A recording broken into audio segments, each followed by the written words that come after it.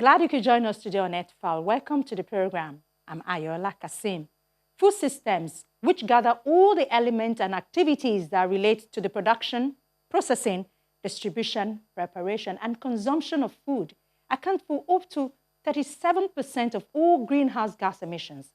And we've been told that continue on a business-as-usual trajectory will single-handedly exhaust the 1.5 degrees Celsius compatible emissions budget for all sectors. Although 89% of nationally determined contributions mention agriculture production, agriculture emissions reduction targets are mainly included in wider land use targets. More notably, other actions in the food system, such as reducing food loss and waste or shifting to more sustainable diet, are widely ignored, despite presenting the combined opportunity to reduce emissions by as much as 12.5 gigatons carbon dioxide equivalent, which is like taking 2.7 billion cars off the road. We'll break this down in today's episode of Earthfile. Do stay with us. Dorcas Andjick, a 24-year-old mother of 4, has been growing tomatoes in the fertile lands of Unyokom between central and western Cameroon for 6 years. The last crop was planted in January, just 2 months before the COVID-19 pandemic hit Africa, and the government imposed strict measures to stem the spread of the virus. In a good year, Dorcas makes twice what she and her husband invested in the 6 hectares of land they farm today, which is around 6 million Central African francs. That's about $10,800. 90% of her buyers came from Nigeria and others from Gabon. With the border closures, she has lost all her business this season. And with a massive oversupply of tomatoes on the local market in Douala, the little red fruits lie on the ground, unharvested and rotting. We left it because every time we picked, there were no buyers. First, you need to come by the road. To come, you need to pay the transporters and it costs 300 a basket. You need 300 per empty basket on the way in and 300 on the way out. That's 600. And then you have to pay the workers 2,000 per person. And when I get there to sell by the road, it is sold at 500 and you find yourself in debt. It's like that every time, so we have to let it rot to avoid getting into even more debt. Farm manager Jean Woulabonn says he has had no income and owes money because he had already hired farm workers who were paid to work the land and harvest the tomatoes. Before the market collapsed, he is now out of pocket. I have 7 children. How will I be able to feed them? When I work here, I'm able to buy some maize to feed them and also send them to school. For this year, I'm not sure what to do. I don't know how I will put them through school. Cameroon's national television reported 2 suicides in July of tomato growers who couldn't pay off their debts, while the report said others were jailed for failing to pay their creditors. Not only are tomatoes perishable, but it's also a labor-intensive crop which needs expensive plant treatment. Yet in a good year, it is also a lucrative crop compared to maize, for example, as 1 hectare can yield between 6 to 7 million Central African francs. Cameroon's Minister of Agriculture and Rural Development, Gabriel Mbarobe, told an online government meeting earlier this year that agriculture is one of the key mainstays of the country's economy. The reason they are putting in every effort to promote rapid yield food crops like tomatoes and vegetables as part of the country's 2035 development plan aimed at boosting economic growth and reducing poverty. Over 12,000 young people received government support in the last 5 years to grow tomatoes or other vegetables. Official statistics put tomato production in Cameroon at about 878,000 tons in 2019. Estimates for this year's harvest have not been released. Both Cameroon's government and farmers say closure of borders between the country and Nigeria, Gabon and Equatorial Guinea since mid-March as a result of COVID-19 has worsened the country's tomato crisis, which began with bad weather in some parts of Cameroon. Reports said that up to 3 times the number of tomato trucks were hitting markets like Sandaga in Douala because of the border closures. One Sandaga trader, Mpewo Franklin, said the surplus led to a massive drop in price from $12 for a basket of tomatoes before the pandemic down to almost $3.06 on some days. Some said the price of a 20-litre container of tomatoes had dropped by 3/4 compared to last year. Concerning the coronavirus, which has impacted our businesses, previously during this period, we would sell a basket of tomatoes for 7,000 or 6,500 francs. But now, we cannot sell a basket for even 5,000 francs. We have a surplus in the market. This is because foreign buyers are unable to come into the country due to the closure of the borders. Now in the market, a basket of tomatoes goes for 3,000 francs, 2,500 or even 2,000 francs or even less. Boboa University Professor of Agriculture Ernest Molu said the problem is not so much the pandemic as it is Cameroon's poor infrastructure and the failure to develop the agribusiness and food processing industry.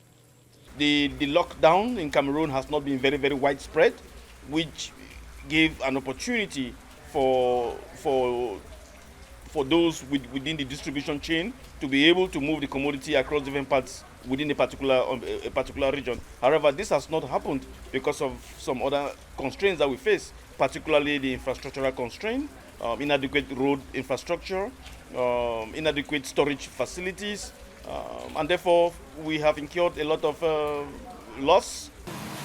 To try to sell their harvest before it spoils, some farmers near cities like Yaoundé and the commercial capital Douala have turned to door-to-door sales, offering produce at prices nearly 90% below former market rates. Some take their trucks to street corners or call out for customers in Douala neighborhoods. Traditionally in Cameroon, we experience almost 30 to 40% of post-harvest losses. And given the current crisis situation, this has meant that we've lost post-harvest losses have gone up to about 60%. And this is very serious because it has affected household income, it has affected farmer revenues, and it has also affected nationally the streams of income that came from exports. Cameroon is struggling with widespread food insecurity, according to a 2019 report from the United Nations Food and Agriculture Organization, particularly in the drought-hit north and crisis-prone northwest and southwest regions. This year's tomato crisis in Cameroon makes clear the need for more food processing infrastructure in the country, something the government had promised to deliver under its Climate Action Plan under the Paris Agreement on Climate Change. Improving food processing can add value to farmers' production and income and could spare them intense losses in times of crisis. We have lost a lot. We invested 8 million on 6 hectares and we haven't been able to even gain 50,000 of profit. I say profit as we have managed to get that back, but in fact we have not been able to even make 50,000 from the field, since every time we have picked tomatoes we ended up with nothing. Sometimes we even had to dig into our own pockets to pay the workers that we took. We haven't been able to get our money back.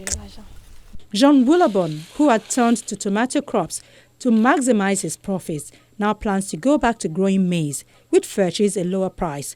But at least, he says, in times of crisis, he can feed his family. While many countries mention the agriculture sector in their nationally determined contributions, very few set targets in relation to other stages of the food system, such as food loss and waste reduction, sustainable diet or food consumption. Only 11 countries currently mention food loss in their NDCs, and not one country makes reference to food waste.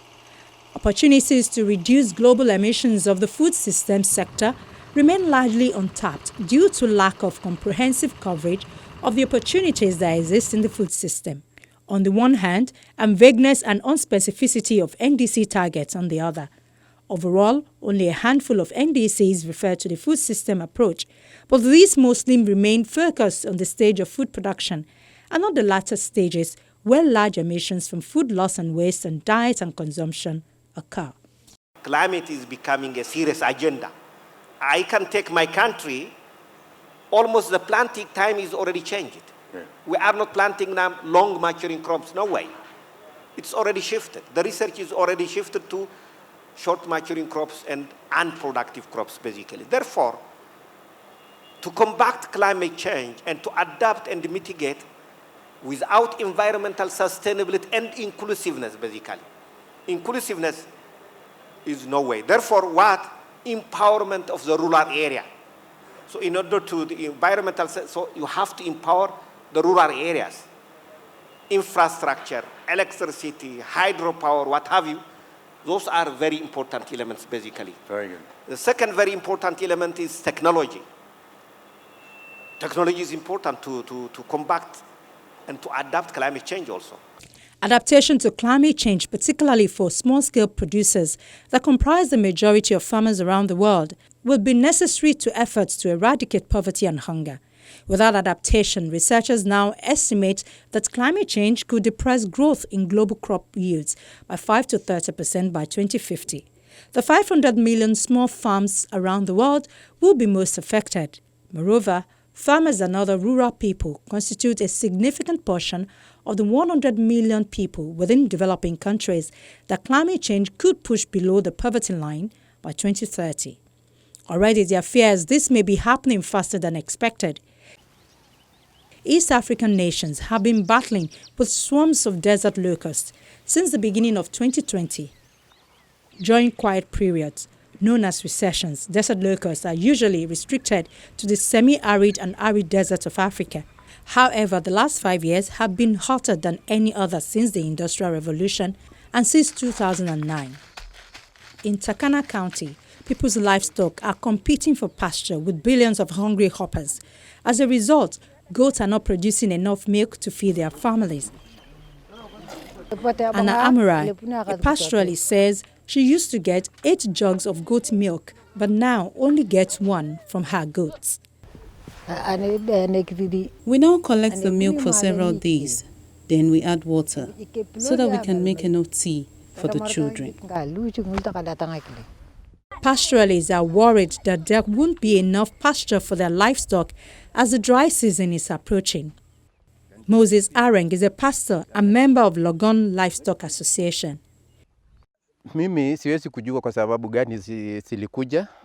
I don't know why the desert locusts came.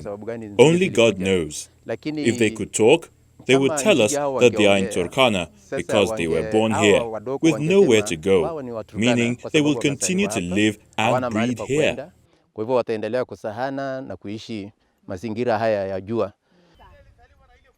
In June, the agro-pastoralist community in Turkana County saw about 15 to 20% of their sorghum crops damaged or drop in yield.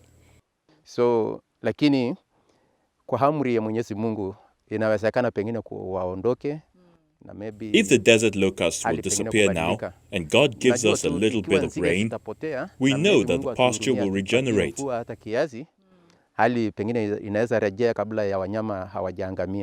But then if it doesn't rain for more than 1 month, and the hopper bands have finished all the pasture available, our cattle will shrivel and die from hunger and disease. Maisha ya wanyama itaanza kudhoofika na wataanza kufa kwa njaa na magonjwa. In Kenya, the United Nations Food and Agriculture Organization has trained hundreds of National Youth Service trainees as part of plans to boost the government surveillance and control of the worst desert locust invasion the country has seen in 70 years. Over 600,000 hectares of land has been covered across the East Africa so far. About 500 billion locusts have been killed in the entire region. But even then, the threat of possible reinfestation towards the end of the year remains, and continued surveillance will be needed. From June to December, many more people in East Africa could become severely food insecure due to desert locusts alone. To these people, the impact now created is food insecurity, dietary insecurity. Yeah, I don't know. I mean, it's now, even after they complete the crop, they'll go to the forage, the trees. And if they went to the trees, now it's food security to the human and livestock. I don't know if the livestock goes, the next person is the human who will go. My thinking is that if we can get well-wishers to join up with our government, because these are at the farmer level, they can't make it. We get aid from well-wishers, joined up with the national government, county government, and see how we can eradicate this pest, because it's a threat to humanity. Yeah, it's a threat to humanity. Yeah. Turkana, in Kenya's poorest region, is a vast, dry scrubland in the northwest that borders Uganda, South Sudan, and Ethiopia.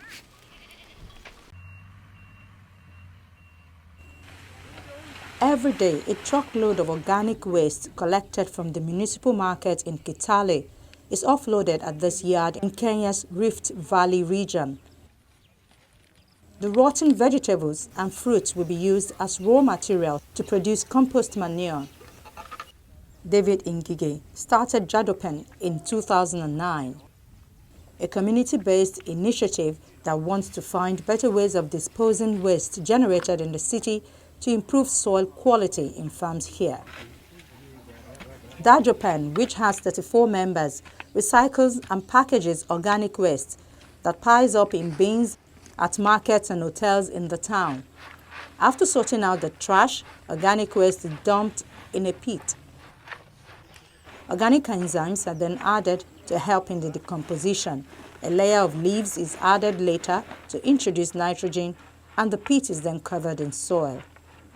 After decomposting for 4 to 6 weeks, the compost is ready, and then we remove it, and then we add some calcium from eggshells, from crushed eggshells, and then from there we sieve it, and after sieving it, we package it in bags ready for sale. Kitale is an agricultural town and a key breadbasket for Kenya. Many small-scale farmers here have grown the country's staple crop, maize, and other foods, using synthetic fertilizers to boost their yields over the years. Scientists say soils in the region do not have enough organic matter and are increasingly becoming acidic, partly because of overuse of ammonium-based fertilizers. Farmers are now being pushed to increase use of organic manure in farms to help improve soil quality. Ngige says demand for his fertilizer is growing. He plans to expand the plant to process more fertilizer in future. In the last planting season, we were able to make 2,560 bags of this organic fertilizer, each weighing 50 kilograms. At each bag we sell at 1,250. A 50-kilogram bag of synthetic fertilizer costs about $30. Beth Kamau has been using the compost manure for 4 years now.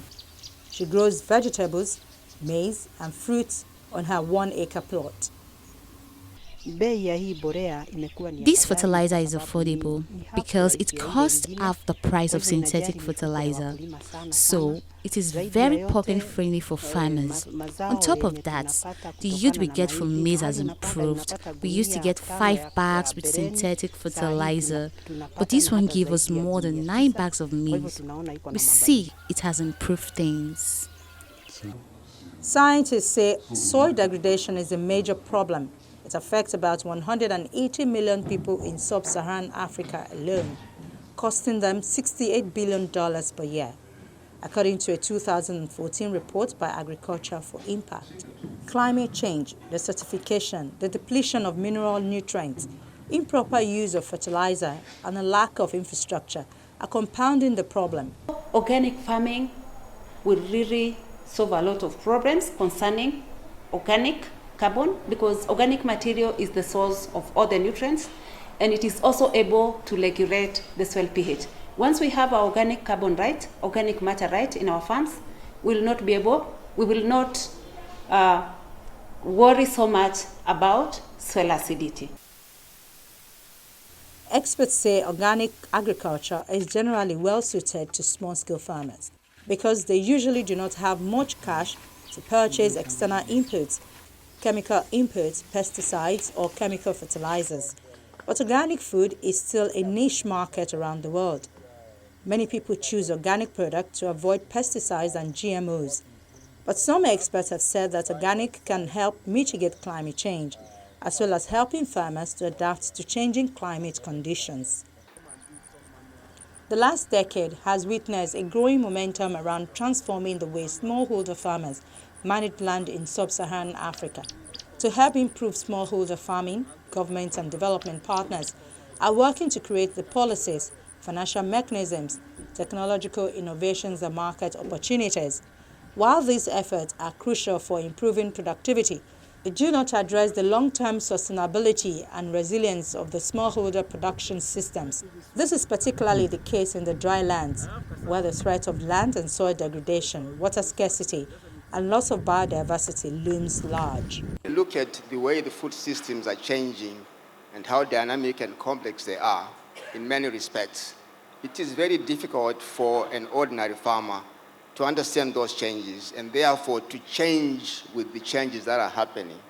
As a result, they are quite often left behind the change process. Yes, they are changing, but maybe not as fast as they should because they don't have access to the information that will motivate them to change.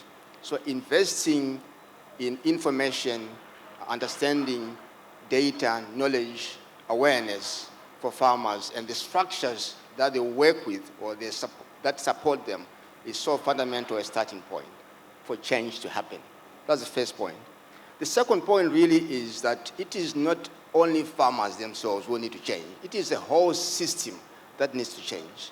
And quite often, the burden of change, at least from a farmer's perspective, is placed more on the farmer than on the rest of the system because the farmer is the one who is directly interacting with the environment. But everyone is complicit in crime, so to speak. So why should it be the business of the farmers alone to grapple with the problem and not everyone in the entire chain? So I think the point being that we need to crowd in everyone in the change process. That cost of change, the transitionist cost, needs to be borne by everyone along the chain. That narrative, unfortunately, is not coming so strong from the farmer's side. But I think we need to really amplify the message that it is not only farmers that need to change. In any case, the behavior of farmers themselves is a function of what happens outside the production area of the value chain. So let's look at the entire system. Agriculture has always been deeply dependent on the weather, with farmers needing a steady mixture of sun, warmth, and rains in order to reliably produce the food that all of humanity depends on for survival. Now, these once predictable growing cycles are at risk from climate change, and smallholders are on the front lines. If change is not going to be rewarding in significant terms, people are not going to be motivated to change. So what is this compelling value proposition that to enable a farmer to change in such a way that it becomes more environmentally responsive, nutritionally responsive, and in many other ways? What is the compelling value proposition we're selling? And is it going to bring significant outcomes to the farm? Sustainable outcomes for that matter. How do we ensure that by rebalancing the power relations between the producers and everyone else along the chain, you're able to claw back value to the farmer without necessarily changing the configuration of the current structures, but just trying to ensure that there's transparency, there's openness, and there's fairness and equity in the distribution of risk and return. That should enable farmers to do much more and earn much more from what they do.